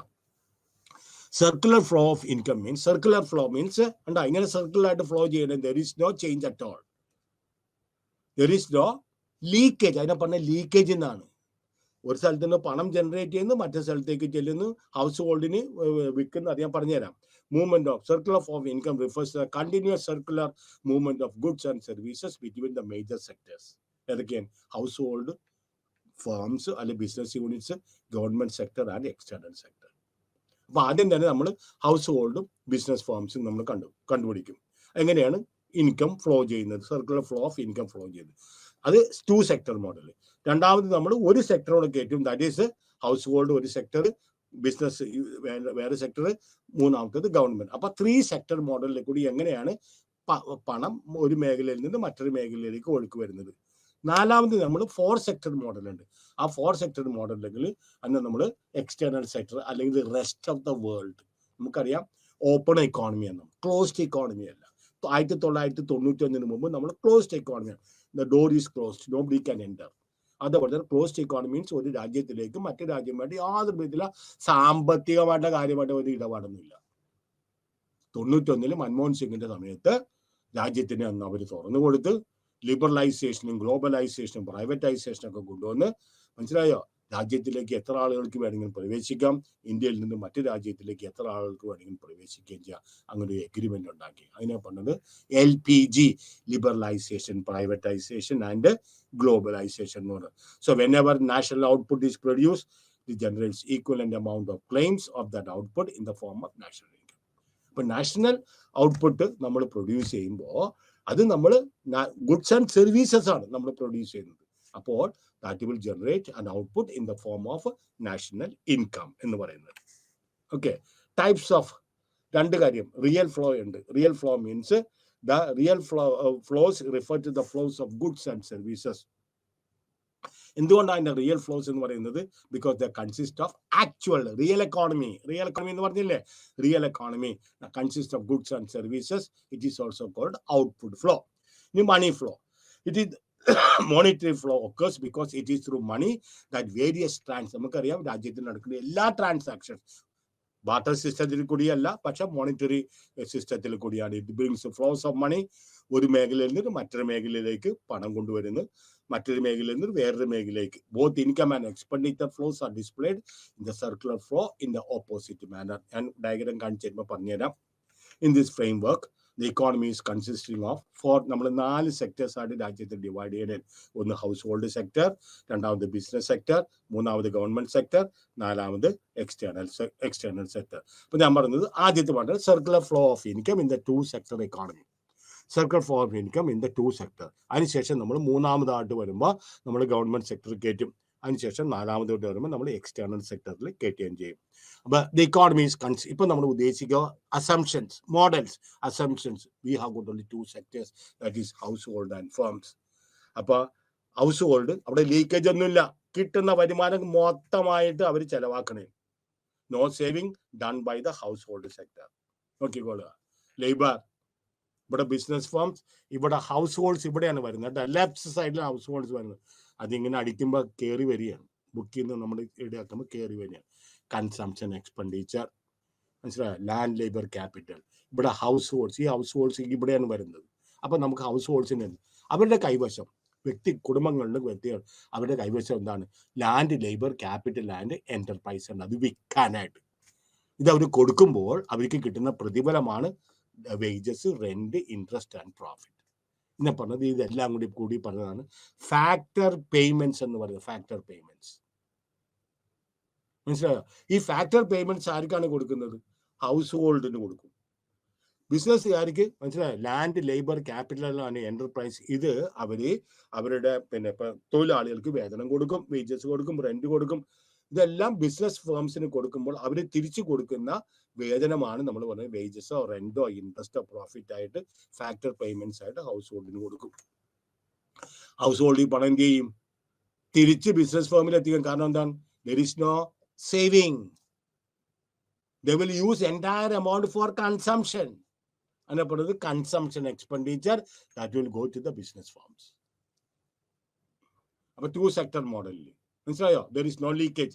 The upper half of the figure shows the factor market, and the lower half represents the commodity market and the product market. The outer 2 arrows indicate real flows, and the inner 2 arrows anti-clockwise real monetary flows. We can visualize each sector as a buyer as well as a seller. ഇതിനകത്ത് വളരെ clear ആണ്. Business ഫേംസിന് land labour capital and organisation, അത് അവർക്ക് അവരുടെ തൊഴിലാളികൾ തൊഴിൽ കൊടുക്കും. ലാൻഡ് ഉള്ളവർ ലാൻഡ് വാടകയ്ക്ക് കൊടുക്കും, അല്ലെങ്കിൽ റെന്റിന് കൊടുക്കും. ക്യാപിറ്റൽ ഉള്ളവർ നിക്ഷേപിക്കും. ഇതെല്ലാം അവർക്ക് കിട്ടുന്ന പേയ്മെന്റിനെ നമ്മൾ പറയുന്നത് that will go to this. എന്താണ് ഇത്? അവർക്ക് ബിസിനസ് ഹൗസ് ഹോൾഡിന് വരുമാനമായിട്ട് കിട്ടി. ഈ വരുമാനം അവർ കംപ്ലീറ്റ് തിരിച്ച് ബിസിനസ് ഫേംസിൽ തന്നെ ഏൽപ്പിക്കും. എങ്ങനെയാണ്? they will purchase the goods and services. In the 2 sector model, we assume that all income received by the households are spent on service. But in real life, households save a part of their and why? നമുക്കറിയാം real ലൈഫിൽ എല്ലാവരും, പ്രത്യേകിച്ച് education, A child is an expensive gift. ഞങ്ങളൊക്കെ പോലെ പറഞ്ഞതല്ല, നിങ്ങൾക്ക് വേണമെങ്കിൽ സ്കൂളിൽ പോകും. ഇപ്പം രാവിലെ ഞാൻ എൻ്റെ വീടിന് അതിനോട് കാണുന്നുണ്ട് അമ്മമാര് ബാഗ്, പിള്ളേർ വെറുതെ ഇങ്ങനെ നടക്കും. ആടിനെ വലിച്ചുകൊണ്ട് പോകണ പോലെ കൊണ്ടുപോകണം. സ്കൂളിൽ കൊണ്ടുപോകുന്നു കൊച്ചുകുട്ടികൾ. അവരൊന്നും എടുക്കുകയൊന്നുമില്ല. വാട്ടർ ബോട്ടിലും ചോറൊക്കെ ഇവരും ബാഗെല്ലാം ഇവര്. ഞാനൊക്കെ പഠിക്കുന്ന സമയത്ത് വേണമെങ്കിൽ പോയിക്കോളും. കാരണം നമ്പർ ഓഫ് മെമ്പേഴ്സ് കൂടുതലായിരുന്നു. ഇപ്പം അതല്ല. അപ്പോൾ കുട്ടികളുടെ വിദ്യാഭ്യാസത്തിന് വേണ്ടിയിട്ടും ഭാവിക്ക് വേണ്ടിയിട്ടും മകളുടെ കല്യാണത്തിന് വേണ്ടിയിട്ടൊക്കെ ആളുകൾ സേവ് ചെയ്യുന്നുണ്ട്. കാരണം സേവ് ചെയ്യുന്ന പണം അവർ ബാങ്കിൽ ഇട്ടിട്ടുണ്ടെങ്കിൽ അവർക്ക് ഇൻട്രസ്റ്റ് കിട്ടും. ഫിനാൻഷ്യൽ ഇൻസ്റ്റിറ്റ്യൂഷൻസ് അതിന് വേണ്ടിയിട്ട് ബാങ്കുകളുണ്ട്. ഇതെല്ലാം പറഞ്ഞത് they are intermediaries between Xavier's ആണ്. നമ്മൾ ബാങ്കിൽ കൊണ്ടേ ഇടുമ്പോൾ അവർ മധ്യവർത്തികളായിട്ട് ഇത് ചെയ്യും. ഫിനാൻഷ്യൽ മാർക്കറ്റ്സ്, അപ്പോൾ എന്താണ്? ബാങ്കുകളും അതേപോലത്തെ ഫിനാൻഷ്യൽ മാർക്കറ്റ്സുകൾ ഇത് ഹൗസ് ഹോൾഡുകളുടെ സേവിങ്സ് അവർ മൊബിലൈസ് ചെയ്യും, അത് ശേഖരിക്കും. എന്നിട്ട് ആവശ്യക്കാർക്ക് കൂടുതലായിട്ട് എല്ലാവരും ചിഹ്നഭിന്നമായിട്ട് സേവിങ്സ് ശേഖരിച്ചിട്ട് ആവശ്യക്കാർക്ക് നിക്ഷേപത്തിന് വേണ്ടിയിട്ട് ലോൺ കൊടുക്കുകയും ചെയ്യും. As investment saving. അപ്പോൾ സേവ് ചെയ്യുമ്പോൾ ആ സർക്കുലർ ഫ്ലോയിൽ കുറവ് വരും. 100 രൂപ കിട്ടുമ്പോൾ 80 രൂപ മാത്രമേ തിരിച്ച് കമ്പനിയിൽ ബിസിനസ് ഫേമിൽ വരുന്നുള്ളൂ. ബാക്കി 20 രൂപ മാറ്റിക്കളഞ്ഞ്. അതിനെ പറഞ്ഞ ലീക്കേജ് എന്ന് പറയും. സർക്കുലർ ഫ്ലോയിൽ കുറവ് വന്നു by it is known as leakage. Money and investment becomes and then leakages. Saving constitute leakages from the circular flow of income. And ഇതിനകത്ത് നിക്ഷേപം നടത്തിയാണെങ്കിലോ that is known as injection. We inject more money, more capital into the economy. That is known as injection. Saving means we take away a part of it, and therefore that is known as leakages. ഇനി രണ്ടാമത്തത് ഇതുപോലെ തന്നെ മനസ്സിലായോ? Factor payments. പക്ഷെ ഇതിനകത്ത് ഇവിടെ 3 കാര്യം ഇതിനകത്ത് നമ്മൾ ചേർത്തിരിക്കുന്നത് എന്താണ്? ഹൗസ് ഹോൾഡ് ഉണ്ട്, അതുപോലെ തന്നെ ബിസിനസ് ഫേംസ് ഉണ്ട്. ഇൻ ബിറ്റ്വീൻ നമ്മൾ ഫിനാൻഷ്യൽ മാർക്കറ്റ്സ് നമ്മൾ കൊണ്ടുവന്നു. ഇവരെന്താണ് ചെയ്യുന്നത്? ഹൗസ് ഹോൾഡ് സേവ് ചെയ്യുന്ന എമൗണ്ട് ഇവർ കളക്ട് ചെയ്യും. ചിഹ്നഭിന്നമായിട്ടുള്ള കാര്യങ്ങളെല്ലാം ഇവർ കളക്ട് ചെയ്യും. അതെല്ലാം കളക്ട് ചെയ്തിട്ട് ബിസിനസ് ഫേംസിന് അവർ ഇത് കൊടുക്കുകയും ചെയ്യും. അപ്പോൾ circular flow of income the 2 sector മോഡലിൽ വിത്ത് ക്യാപിറ്റൽ മാർക്കറ്റ്. ഇനി ലീക്കേജസ് ആൻഡ് ഇൻജെക്ഷൻസ്. ഞാൻ പറഞ്ഞില്ലേ എന്താണ് leakages? The amount withdrawn is known as leakages. On the other hand, injection are the amount added to the flow of income. ഏതൊക്കെയാണ്? In the form of investment, government spending, subsidy or export. ഇതെല്ലാം യഥാർത്ഥത്തിൽ ഞാൻ പറഞ്ഞത് injections ആണ്. ഇപ്പൊ government subsidy കൊടുക്കുന്നുണ്ട്, government transfer earnings pension കൊടുക്കുന്നുണ്ട്, subsidy കൊടുക്കുന്നുണ്ട്. ഇതെല്ലാം യഥാർത്ഥത്തിൽ എന്താണ്? ഇൻജെക്ഷൻ ആണ്. പക്ഷെ സേവിംഗ് എന്ന് പറഞ്ഞിട്ടുണ്ടെങ്കിൽ അത് ലീക്കേജസ് ആണ്. ഇനി സർക്കുലർ ഫ്ലോ ഓഫ് ഇൻകം. ഇനി അടുത്തത് 3 സെക്ടർ മോഡൽ. ഞാൻ പറഞ്ഞില്ലേ ഹൗസ് ഹോൾഡ് ഒരു വശത്ത്, മറ്റേത് ബിസിനസ് ഫേം, ഇനി മൂന്നാമത് നമ്മൾ വരാൻ പോകുന്നത് ഗവൺമെന്റ് മോഡലിൽ വരും. In this model physical operations, taxes, government expenditure and transfer earnings R added. അപ്പൊ നമുക്ക് ടാക്സ് കൂട്ടണം, അതുപോലെ തന്നെ ഗവൺമെന്റ് എക്സ്പെൻഡിച്ചർ, ഗവൺമെന്റ് റോഡുകളും ഗതാഗതങ്ങളൊക്കെ വേണ്ടിയിട്ട് പൈസ ആക്കുന്ന ഇതോടെ ട്രാൻസ്ഫർ പേയ്മെന്റ്സ്. എന്താണ് ട്രാൻസ്ഫർ പേയ്മെന്റ്സ്? ഗവൺമെന്റ് കൊടുക്കുന്ന പിന്നെ government spends on capital goods, infrastructure, power, railways, ഇങ്ങനത്തെ കാര്യങ്ങളിൽ ചെലവാക്കുന്നു. ദെർഫോർ ഗവൺമെന്റ് എക്സ്പെൻഡിച്ചർ എന്താണ്? ഗവൺമെന്റ് ഡിഫൻസിന് വേണ്ടിയിട്ട്, റെയിൽവേക്ക് വേണ്ടിയിട്ട് ചെലവാക്കുമ്പോൾ government is pumping in more money into circulation. അതിനെ പറഞ്ഞത് ഇൻജെക്ഷൻ എന്ന് പറയാം. അപ്പൊ കൂടുതൽ പണം ഇൻജെക്ട് ചെയ്യുന്നതോറും, കാരണം കൂടുതൽ ആളുകൾക്ക് തൊഴിലവസരങ്ങൾ കിട്ടും. They will be able to purchase more and more goods and services from the business sector. ഇത് കൂടാതെ ട്രാൻസ്ഫർ ഏർണിങ്സ്. ഞാൻ പറഞ്ഞേട്ടാ എന്താണ് ട്രാൻസ്ഫർ ഏർണിങ്സ്? ട്രാൻസ്ഫർ പേയ്മെന്റ്സ് മറക്കരുത്. Pension, unemployment allowance, subsidy etcetera, അതെല്ലാം ഗവൺമെന്റ് കൊടുക്കുന്ന, ജനങ്ങൾക്ക് കൊടുക്കുന്ന എമൗണ്ട് ആണ്. ആ amount that is also known as injections in the circular flow. ഇതാണ് അതിനകത്ത് പറഞ്ഞത്. This is known as government. ഇവിടെ ലെഫ്റ്റ് സൈഡ് ഹൗസ് ഹോൾഡ്, ഇപ്പുറത്ത് നമുക്ക് ബിസിനസ് യൂണിറ്റുകൾ, ബിസിനസ് ഫേംസ്, ഇതേപോലെ തന്നെ ഫാക്ടർ പേയ്മെന്റ്സ്, വേജസ്, റെന്റ്, ഇതൊക്കെ ഉണ്ട്. പിന്നെ ഇതിനകത്ത് നമുക്ക് വരുന്നത് കൺസംഷൻ എക്സ്പെൻഡിച്ചർ, അതിന് പോകും. പിന്നെ ഇവിടെ നിൽക്കണ്ട net tax payment. Individuals will have to pay tax to the government. അതുപോലെ തന്നെ ഇവർക്ക് നമ്മളുടെ business firms also will have to pay tax to the government. പിന്നെ consumption expenditure, whatever will be left after giving these tax and all these things, the households spend the entire amount for consumption expenditure on goods and services that are actually produced by the business firms. ഒന്നുകൂടെ പറഞ്ഞുതരാം. Government കൊണ്ട് വന്ന കാരണം government spend ചെയ്യുന്നുണ്ട്, capital expenditure നടത്തുന്നുണ്ട്, railways, road, അങ്ങനെ വരുമ്പോൾ government injects more money into the economy, that will generate more employment. രണ്ടാമത്തത് ഗവൺമെന്റ് ട്രാൻസ്ഫർ പേയ്മെന്റ്സിൽ കൂടി കൂടുതൽ പണം ഇൻജെക്ട് ചെയ്യുന്നുണ്ട്. അതുപോലെ തന്നെ ഗവൺമെന്റ് പൊതുജനങ്ങളിൽ നിന്ന് ടാക്സ് മേടിക്കുന്നുണ്ട്, അതും ഗവൺമെന്റിന്റെ വരുമാനമാണ്. അപ്പൊ ഈ ടാക്സ് കൊടുക്കുന്നത് ലീക്കേജസും, ഇൻവെസ്റ്റ് ചെയ്യുന്ന ഗവൺമെന്റ് പൊതുമേഖലയിൽ ഇൻവെസ്റ്റ് ചെയ്യുന്ന പണം, അതുപോലെ തന്നെ ട്രാൻസ്ഫർ പേയ്മെന്റ്സും, അതും യഥാർത്ഥത്തിൽ എന്താണ്? ഇൻജെക്ഷൻസും എന്ന് പറയുകയും ചെയ്യും. Then only money flows among households, firms and government. ഞാൻ നോക്കുന്നത് നിങ്ങൾക്ക് പറഞ്ഞു തീർക്കണം. The second money flow shows all tax payments made by the households and business firms. Households direct tax കൊടുക്കുന്നുണ്ട്, കോർപ്പറേഷൻ പിന്നെ ബിസിനസ് ഫേംസ് കോർപ്പറേഷൻ ടാക്സ് കൊടുക്കുന്നുണ്ട്. Then ജനങ്ങൾ കൂടുതൽ ഇൻഡയറക്റ്റ് ടാക്സ് കൊടുക്കും. സാധന സേവനങ്ങൾ മേടിക്കുമ്പോൾ ഇൻഡയറക്റ്റ് ആയിട്ട് നമ്മൾ ടാക്സ് കൊടുക്കുന്നത്, വിലയിൽ കൂടി നമ്മൾ ടാക്സ് കൊടുക്കുന്നതാണ്. പക്ഷെ അതിന്റെ ബേർഡൻ തിരിച്ച് നമ്മൾക്ക് തന്നെ നമ്മൾ തന്നെ അതിന്റെ പൈസ നമ്മൾ കൊടുക്കണം. Then if there is surplus in the budget, there is which is a rare phenomenon, there will be net leakages from the circular flow of income to the extent of surplus. അപ്പൊ surplus ഉണ്ടെങ്കിൽ എന്ത് ചെയ്യും? Government ആ പണം എടുത്ത് മാറ്റും. അപ്പൊ leakages വരും. നേരെ മറിച്ച് കുറവാണ്, ഡെഫിസിറ്റ് ആണ്, അതിനെ പറഞ്ഞ കുറവാണ് ബഡ്ജറ്റ് ഉണ്ടെങ്കിൽ എത്ര കണ്ടാണ് കുറവ്? അതായത് പ്രതീക്ഷിക്കുന്ന വരുമാനം 100 കോടി രൂപ, പ്രതീക്ഷിക്കുന്ന ചെലവ് 120 കോടി രൂപയാണെങ്കിൽ ആ 20 കോടി രൂപ ഗവൺമെന്റ് പിന്നെ പമ്പ് ചെയ്യണം. കൂടുതൽ പണം പിന്നെ പ്രിന്റ് ചെയ്തോ അല്ലെങ്കിൽ ബോണ്ടായിട്ട് ഇറക്കിയോ അല്ലെങ്കിൽ മറ്റു രാജ്യത്ത് നിന്ന് കടം മേടിച്ചോ ഈ പണം ഇടവേണം. അപ്പോ ഡെഫിസിറ്റ് ബഡ്ജറ്റ് ആണെങ്കിൽ ഇഞ്ചക്ഷൻ നടക്കും. നേരെ മറിച്ച് സർപ്ലസ് ബഡ്ജറ്റ് ആണെങ്കിൽ എന്താണ് പറഞ്ഞത്? ലീക്കേജസ് ഉണ്ടാവുകയും ചെയ്യും. ഇതിനകത്ത് പറയുന്നത്. ഇനി 4 സെക്ടർ മോഡൽ ഇതിനകത്ത് പറയുന്നത് സർക്കുലർ ഫ്ലോയിൽ 4 സെക്ടർ മോഡൽ. അപ്പോൾ ഇതിനകത്ത് ഗവൺമെന്റിന്റെ മൂന്നാമത്തെ സെക്ടറാണ് ഗവൺമെന്റ് സെക്ടർ. നാലാമത്തത് എക്സ്റ്റേണൽ സെക്ടർ. എക്സ്റ്റേണൽ സെക്ടർ നമ്മൾ കൂട്ടിയിട്ടുണ്ട്. കാരണം എന്താണ്? ഫോറിൻ റെമിറ്റൻസ്, ഇഷ്ടംപോലെ എക്സ്പോർട്ട് ഓഫ് മാൻ പവർ, ഇഷ്ടംപോലെ ആളുകൾ പുറത്ത് നമ്മുടെ ആളുകൾ തൊഴിൽ ചെയ്യുന്നുണ്ട്. അവർ നമ്മുടെ ഇന്ത്യയിലേക്ക് പൈസ അടക്കുന്നത്, അതിനെ പറഞ്ഞ foreign remittances. Receipts from exports, ഇഷ്ടംപോലെ സാധനങ്ങൾ നമ്മുടെ രാജ്യത്തിൽ നിന്ന് മറ്റു രാജ്യത്തിലേക്ക് കയറ്റി എടുക്കുന്നുണ്ട്. അവിടെ നിന്ന് നമുക്ക് വരുമാനം കിട്ടും. ഇതെല്ലാം എക്സ്റ്റേണൽ സെക്ടറിൽ നമുക്ക് കിട്ടുന്ന പൈസയാണ്. ഇതെല്ലാം പമ്പ് ചെയ്യും. നേരെ മറിച്ച് പേയ്മെന്റ്സ് ഫോർ ഇമ്പോർട്ട്സ് ഉണ്ട്. നമ്മൾ ഈ എണ്ണ 80% എണ്ണയും നമ്മൾ മറ്റു രാജ്യത്തിൽ നിന്ന് ഇറക്കുമതി ചെയ്യുന്നുണ്ട്. അപ്പോൾ നമ്മൾക്ക് വിദേശ കറൻസി നമ്മൾ മറ്റു രാജ്യത്തേക്ക് കൊടുക്കണം. അത് നമ്മളുടെ എന്താണ്? ലീക്കേജസ് ആണ്. മറ്റു നമ്മളുടെ ഇഞ്ചക്ഷൻസ് ആണ് നമ്മൾ പറയുന്നത്. എന്താ? Net tax, wages and salaries. Government ജനങ്ങൾക്ക് കൊടുക്കുന്ന വേജസ് ആൻഡ് സാലറീസ്. കോർപ്പറേറ്റുകൾ ടാക്സ് കൊടുക്കും. Government purchases goods and services from here. Government produce ചെയ്യുന്നില്ല. മനസ്സിലായോ? പിന്നെ saving, financial markets, then borrowing for investments, then whatever leakages are being made, left out, whatever injections are there, the rest of the money, it is actually being spent for the consumption of various goods and services. The lower part of the figure shows the circular flow of money in respect of foreign trade. Export of goods and services bring money into the country in the form of receipts from export injections. On the other hand, imports cause outflow, that is known as leakages.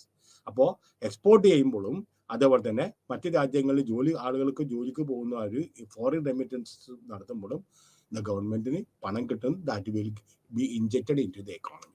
On the other hand, നമ്മൾ import ചെയ്യുകയാണെങ്കിൽ നമ്മൾ പൈസ അങ്ങോട്ട് കൊടുക്കണം. അപ്പോൾ that will be known as leakages from the circular flow. Last paragraph.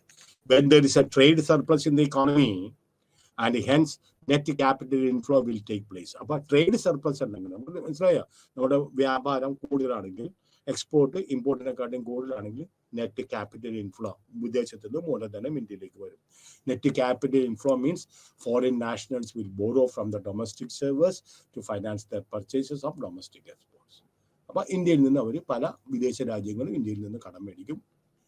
Therefore, domestic savers will lend it to foreign nationals and acquire external financial. വെറുതെ കടം മേടിക്കുമ്പോൾ അവർക്ക് ഇത് കൊടുക്കണം, എന്തെങ്കിലും ഈട് കൊടുക്കണം. അപ്പോൾ ഫിനാൻഷ്യൽ അസറ്റ്സ് ഈ നമ്മളുടെ ഡൊമസ്റ്റിക് സേവേഴ്സിന് അതനുസരിച്ച് കിട്ടുകയും ചെയ്യും. Hence, the circular flow of income goes up. That is, injection is there. ഈ എമൗണ്ട് ഗവൺമെന്റിന് കിട്ടുന്ന പണം, വ്യക്തികൾക്ക് കിട്ടുന്ന പണം ഇക്കോണമിയിൽ തന്നെ ചെലവാക്കുമ്പോൾ that is known as injection by the amount of surplus. നേരെ മറിച്ച് എക്സ്പോർട്ട് ഡെഫിസിറ്റ് ആണ്, കുറവാണ്. അതായത് ഇമ്പോർട്ട് കൂടുതലും എക്സ്പോർട്ട് കുറവാണെങ്കിൽ import surplus, the country has unfavourable balance of trade അല്ലെങ്കിൽ trade deficit. Hence household and business firms will borrow from the rest of the. അപ്പോൾ ഇന്ത്യയിൽ നിന്നുള്ള ബാങ്കുകളും വ്യക്തികളും ധനകാര്യ സ്ഥാപനങ്ങളൊക്കെ വിദേശത്ത് നിന്ന് അവർ കടം എടുക്കും. അങ്ങനെ വരുമ്പോൾ എന്ത് ചെയ്യും? സർക്കുലർ ഫ്ലോയിൽ തടസ്സങ്ങൾ വരും. അത്ര എമൗണ്ട് എന്തുമാത്രമാണ് മറ്റു രാജ്യങ്ങൾക്ക് നമ്മൾ പണം കൊടുക്കുന്നത്, എന്തുമാത്രമാണ് നമ്മൾ മറ്റു രാജ്യത്തിലേക്ക് നമ്മളുടെ ഇമ്പോർട്ട് ചെയ്തത് കൊണ്ട് കൂടുതലായിട്ട് പണം കൊടുക്കുന്നത്, എന്തുമാത്രം അസറ്റുകളാണ് മറ്റു രാജ്യത്തേക്ക് നിന്ന് നമ്മൾക്ക് മേടിക്കുന്നത്. ഇതെല്ലാം വരുമ്പോൾ ഇതെല്ലാം നമ്മൾ പറയുന്നത് നമ്മളുടെ ഇന്നത്തെ സബ്ജക്റ്റ്. ഞാൻ ഇത്തിരി കഴിഞ്ഞ വർഷങ്ങളിലൊക്കെ എടുത്തപ്പോൾ വളരെ താമസിച്ച് പോയതാണ്. ഇത്രയും ഞാൻ ഇത് ചെയ്ത് വന്നിട്ടുണ്ട്. ഇനി നാളെ നാഷണൽ ഇൻകമാണ്. ഞാൻ പറഞ്ഞില്ല, ബുക്ക് കൊണ്ടുവന്നിട്ടുണ്ടെങ്കിൽ ഒരു സാധനം നിങ്ങൾക്ക് മനസ്സിലാവില്ല, വേണം. കാരണം ഈ മാർക്കറ്റ് GDP ആയിട്ട് മാർക്കറ്റ് പ്രൈസ് എന്നൊക്കെ പറഞ്ഞിട്ടുണ്ടെങ്കിൽ നിങ്ങൾ ആകെ confused ആയിപ്പോകും.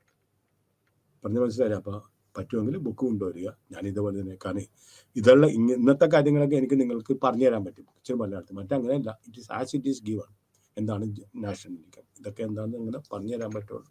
As it is the adjustments, everything is actually being given in the book. So kindly bring the textbook so that you will be able to follow it very well. Okay, I hope you understood today's counseling session. Okay, thank you very much.